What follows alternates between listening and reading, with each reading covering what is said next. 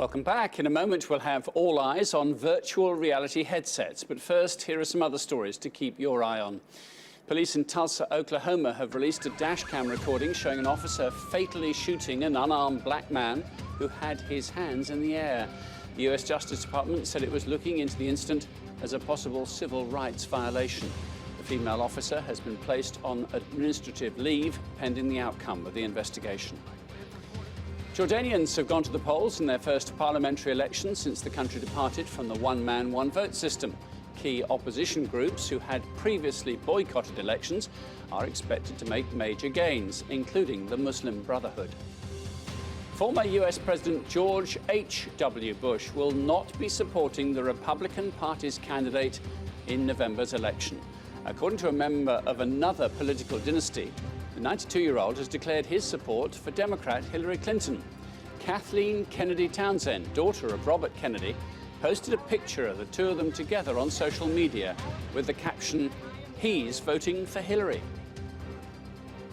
Virtual reality brings to mind images of people in the 1980s wearing headsets and special electrical gloves to interact with games and virtual worlds.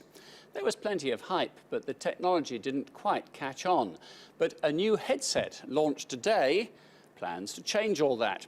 This is the Oculus Rift, created by a small team who 4 years ago raised $2 million on Kickstarter and then produced a prototype so successful the company was bought by Facebook just 2 years later for $2 billion. I'm going to just take my glasses off to demonstrate how one puts this on. Special earphones on the side here and an adjustable headgear, and you put these two screens right in front of the eyes and adjust for comfort. Well, John Porter's here in the Insight studio with me, who will tell us more about this in just a moment. But one of the difficult things is to explain how close you are to the images when you're watching our program on a television or a computer screen. But here's a showreel to try and explain that phenomenon.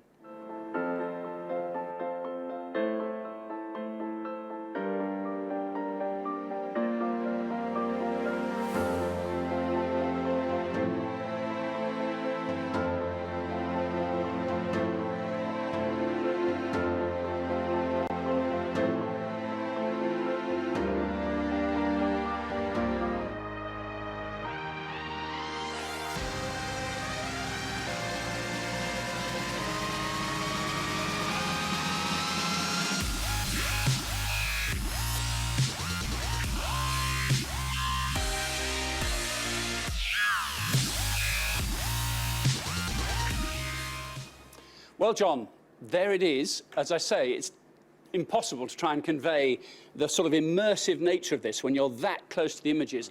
It was described to me as rather like having two HD televisions, one for each eye, really up close. Is this the game changer that's really going to move VR on, do you think? Well, I think we've already seen a competitor released from HTC, the HTC Vive, earlier this year. This has been out since March in the States. I think it's still very much early days for virtual reality. The big problem at the moment is not so much the headsets themselves, but the software you run on them. Yeah. Developers are wary of spending a lot of money supporting an entirely new platform whilst the install base is as small as it is. But over time, that will almost certainly improve as more of these headsets get out there and developers are more comfortable spending more money developing games and experiences for virtual reality. We haven't showed the other element of this. To make that work properly, you need quite a sizable conventional Windows computer, don't you? That's very With what, high specifications? So probably $1,000 or more of computer to drive one of those. Yeah, no, I think $1,000, like maybe a little bit less, is about right. I know that the recommended graphics card that both Oculus and HTC recommend for their virtual reality headsets, even the graphics card alone is about £300, $400 or so. So it is not a cheap investment at the moment. That will probably change going forward. You know, technology is always becoming cheaper. And also next month we're seeing the release of the first console virtual reality headset, which is the PlayStation VR, and all that will need to run is a comparatively cheaper PlayStation 4 console. So the technology is around there, isn't there? This is the Gear VR from Samsung. Yes. Which, again, much cheaper, less than £100 in the UK. So what have they done that they haven't? Well, so the big difference between the Gear VR and the Oculus is the Gear VR, you need to put your own phone inside to act as the screen. Now, the Gear VR is compatible with a broad range of Samsung phones.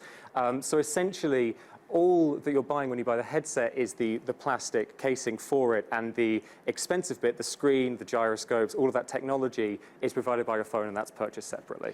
As I mentioned, audience number one is the gaming community, because it does take first-person gaming, I think, to another level. You look to your right, your left, behind you. I mean, they're very well created for that. But if we look wider than just gaming, what's the potential for this kind of technology, do you think? I mean, we've already seen a lot of companies show off some really impressive use cases for virtual reality. We've had charities, for example, that have taken 360 videos from inside refugee camps in order to kind of drum up support and drum up donations, because it's just so much more immersive. You can really understand the plight of these people in these situations by immersing yourself in that world. Beyond that, you know, the National Theatre is experimenting with 360 video to kind of create immersive theatre experiences. And what, you can see the annoying person coughing just down the road? Well, exactly. Or you know, yeah, so it's something where you can have actors all around you, that sort of thing, really feel like you're a part of Stage the play in surround. Exactly, and that sort of thing, you know, has the potential to take theatre where obviously it's quite restrictive. You need to be able to go to a specific city, a specific location, and it has the potential to really bring it out to a much wider community. And then filmmakers as well are experimenting with 360 video. And television, I think, too. There's talk of some of the broadcasters in Europe experimenting with this. Tell me, though, I wonder, does it mean we have to work quite hard? I mean, we've got used to, haven't we, of going on the couch and basically sitting back and saying to the screen over there, right, entertain me. You know, whether it's the soccer match, whether it's an entertainment show, whether it's a movie, I don't have to do much work. Once I've got this headset on, do I have to constantly look over here to see, you know, to see what's happening behind me? I mean, it all depends on how the experience is designed. But it is, no, you're completely right. You will probably never interact with these headsets in quite the same way that you interact with the television, where you can watch it for hours at a time without feeling fatigued at all. And I took one of these headsets home to write a piece on.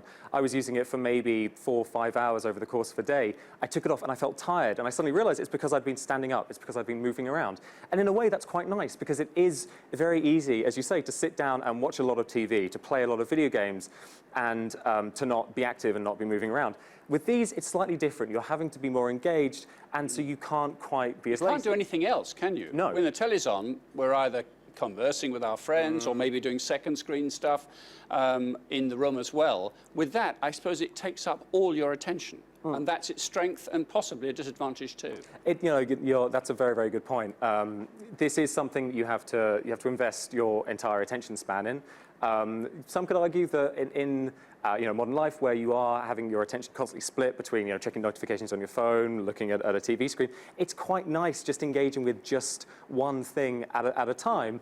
Maybe, again, that would limit the amount of time you're able to spend with it. You know, if you have small children, for example, that need to be looked after, you can't be disappearing into virtual reality for 5 hours at a time. I suppose it's just technology, isn't it? That if they really want to have notifications and things like that, maybe the software will be written that allows pop-ups to appear and interrupt your odyssey wherever you've gone off. You're completely correct. I mean, the competitor, the HTC Vive, has that functionality built in where you connect your phone to your computer via Bluetooth, and then you can have these notifications pop up.